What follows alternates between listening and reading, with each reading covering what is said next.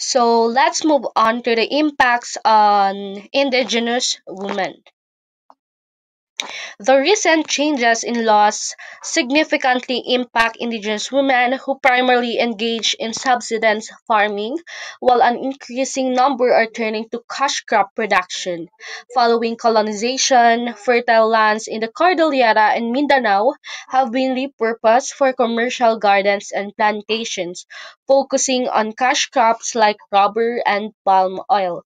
The agricultural liberalization under the Medium Term Agricultural Development Program or MTADP by the Aquino and Ramos administrations raises concerns about its effects on these women.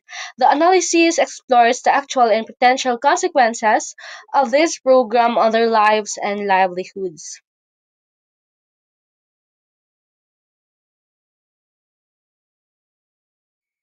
So number one to the impacts is the inability to compete with imported crops. The removal of protection for crops like cabbage, potatoes, and onions has opened the market to cheaper imported agricultural products, severely impacting local farmers in Benguet, particularly the estimated 50,000 potato growers. So, ang mga magsasaka na ito ay nahihirapang makipagkompetensya sa abot kaya dahil nasa makina ng patatas mula sa US na lubhang nagpapababa ng mga lokal na presyo ng patatas. Bumababa ng halos 50% mula noong 1990. Bilang resulta nito, ang mga magsasaka ay hindi na nakapagtatakda ng mga presyo at kadalasan ay hinahayaan na lang na mabulok ang kanilang mga produkto kaysa na ibenta ito ng mas mura kaysa sa kanilang mga gastos sa produksyon.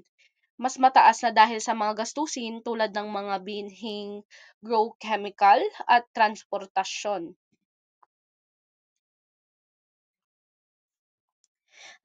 Second is the erosion of control over genetic resources in indigenous knowledge.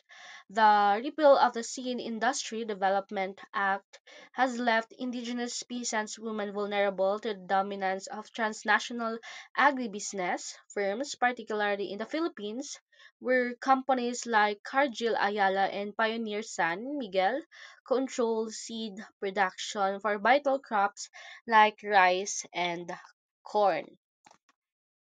In the Cordillera region, the certified seeds for vegetables and flowers mainly come from Japanese and US corporations.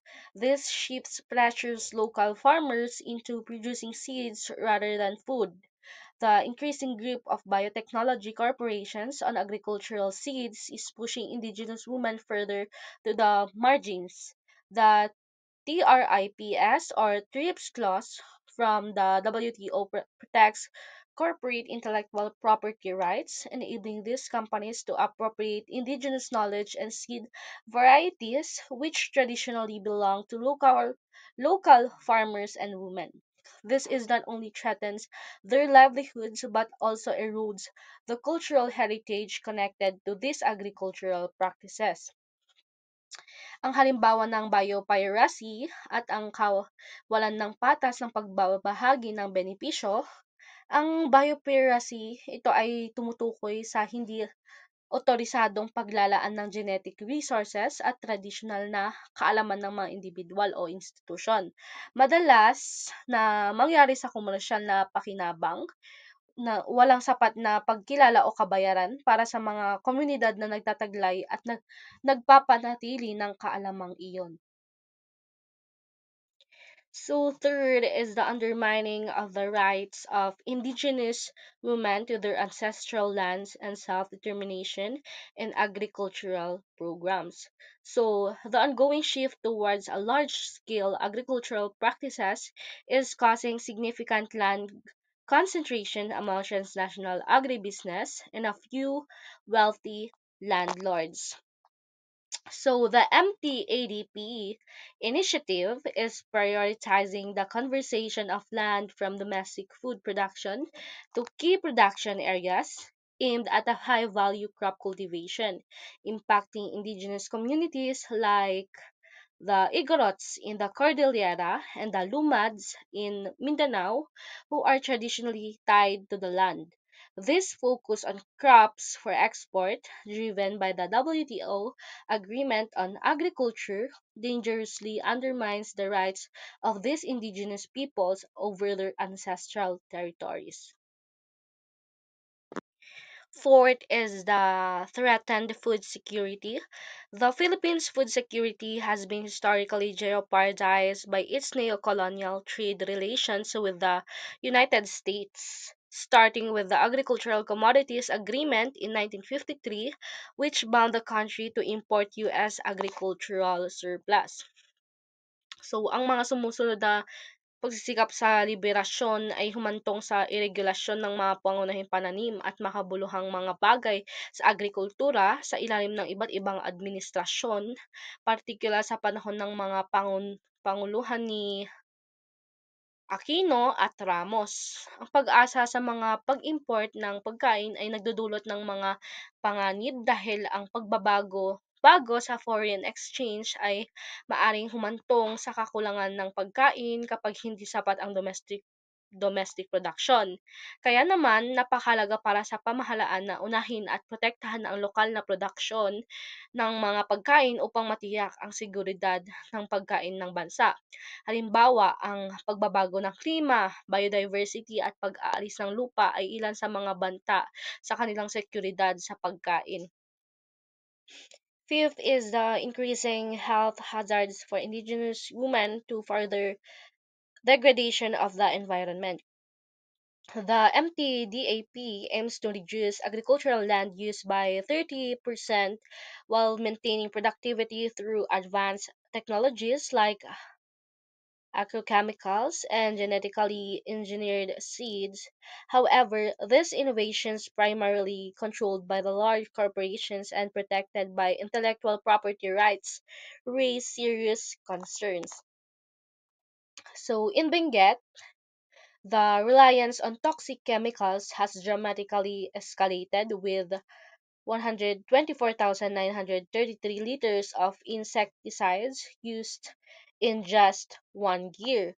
The ecological consequences are alarming, leading to soil and land degradation, aquifer pollution, diminished biodiversity, and the use of less varied seed types. Indigenous women, crucial to both farming and consumption, face health risks as they contend with hazardous working conditions, especially in high value crop cultivation, which demands extensive pesticide use without adequate protective measures. The ongoing competition in agriculture exacerbates these dangers as farmers strive to cut costs amid the harmful impacts of these technologies.